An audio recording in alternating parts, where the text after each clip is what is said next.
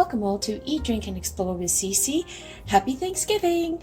And today is the day after Thanksgiving where you have all the leftovers and you have to try to figure out what you're going to do with all of them. And I'm going to show you a quick dish that my mom prepares, and I love it. It became a family tradition after Thanksgiving, and so we just go with whatever's left over. So since I didn't have vegetables left over, I had pulled out some frozen corn, and I also pulled out 5 nuggets of the frozen spinach. I always keep that in the freezer. It's so handy to have to pop into sauces and soups and things. I have a cup of cremini mushrooms that I sliced up, and I sliced up a large Vidalia onion. It can be any type of onion you want, purple, white, Spanish, Vidalian. I just wanted the sweet component of that. And I have 4 cups of leftover turkey, and so usually what goes first in our household is the dark meat, and so I'm left with a lot of turkey breasts. So that's predominantly turkey breast, so 4 cups of that. We had 2 cups of stuffing left over. And I always make a lot of gravy because I like to keep extra gravy in the fridge for a few days afterwards, just to go with any of the toppings. If you're making an open-faced turkey sandwich after Thanksgiving or making a casserole, you always kind of want a little bit more. So I ended up with about a cup and a quarter. And I do like to have extra cranberry sauce left in the fridge as well, because sometimes I'll just, they'll congeal in the fridge, so I'll just have it on toast and have that as my savory jam. So that's left over in there. So these are individual recipes that I have. This is a lemon orange cranberry with a tablespoon of cognac in there, and then this is the gravy made with the turkey trimmings, and then I've also sautéed it with incorporated some sherry in that as well. So what we're going to do is we're going to go ahead and saute the onions. I love to have the onions in slivers, just because I want to caramelize that. I'm going to do that with the mushrooms. I've got 3 small garlics minced, and you want to use the seasonings that you used in your Thanksgiving dinner. You don't want to throw something extra in there that's surprising.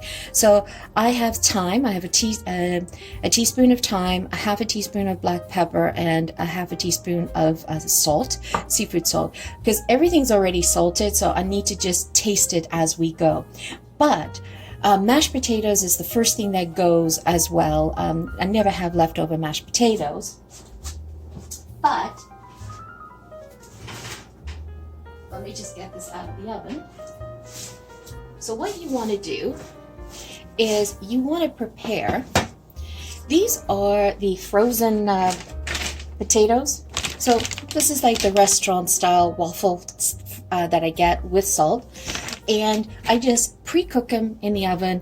They've literally been in my convection oven for about 12 minutes.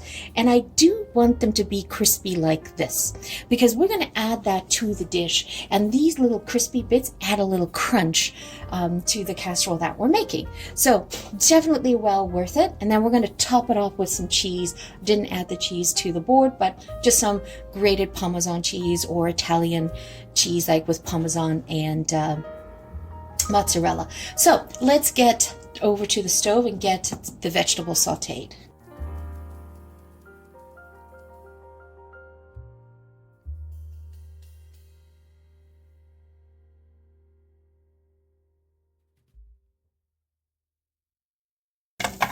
Just loosen up the slivered onions with your hands.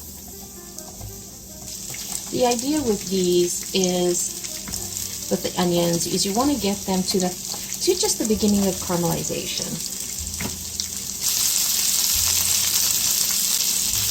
I like to add a pat of butter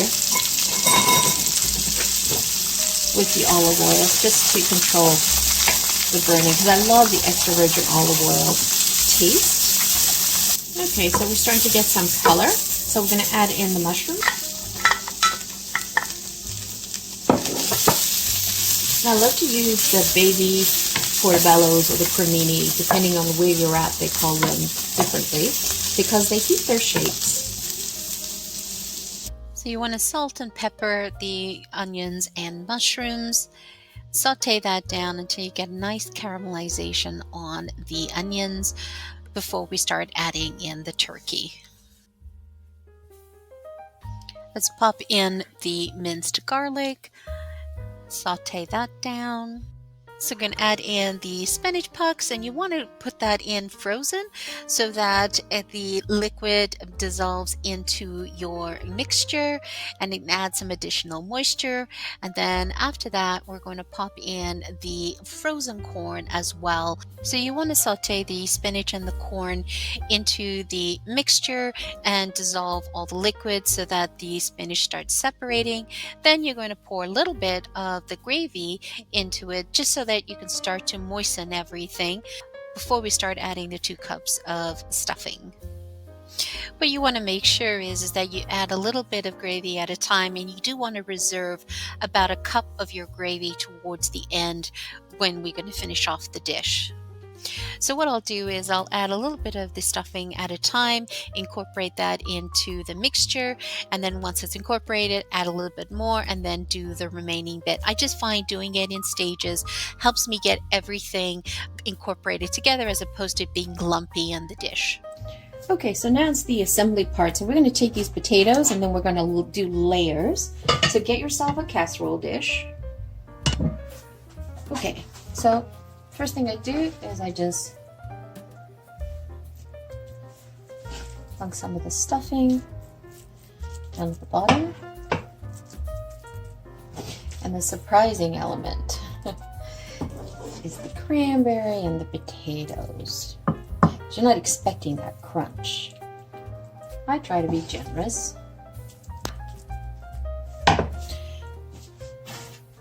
And I just layer the potatoes. Break them apart to fill in the gaps. And I love the convenience of the grocery stores nowadays. You know, I take full advantage of it. And then I serve cranberry on the side as well for people. See how the spinach gives it a beautiful color? Contrasts with the corn. And then you can serve the rest with dinner. And the remaining thyme, pepper, and salt, just sprinkle it on the top.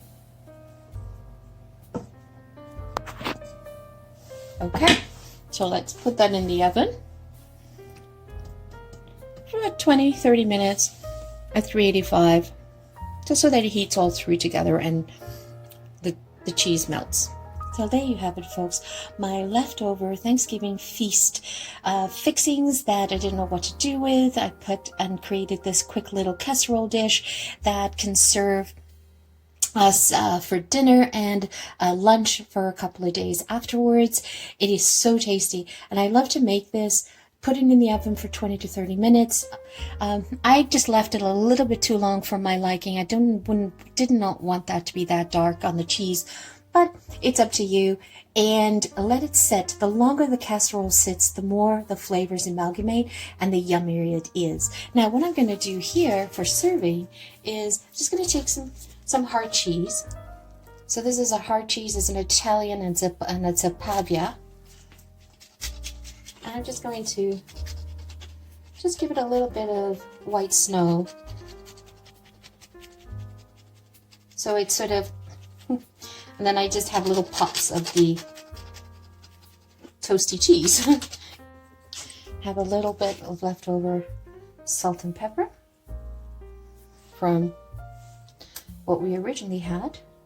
And I really control how much salt and pepper I put in the dish because everything was cooked already with its own flavorings, and I just wanted to make sure that the individual had the option of adding more. If perfect.